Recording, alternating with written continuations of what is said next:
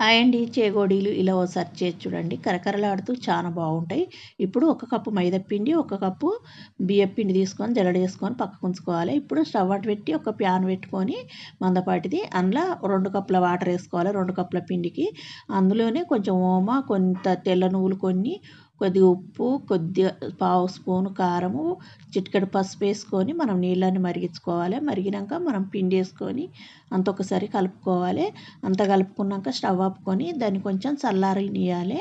అంటే గోరువెచ్చగా ఉండంగానే కలుపుకోవాలి. మెత్తగా చపాతీ పిండిలాగా కలుపుకున్నాక మనం వీటిని అట్లా రోల్ చేసుకొని అతికించుకుంటే చేగోడీలు అండి. చేతి విన్ చేసి రాకపోతే చాపింగ్ బోర్డు విన్ అయినా చేసుకోవచ్చు. అన్నీ రీఫ్రై చేసుకోవాలి.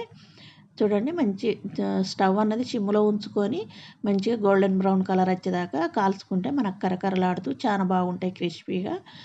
ఇలా ఓసారి చేసి చూడండి. పిల్లలైతే చాలా ఇష్టంగా తింటారు.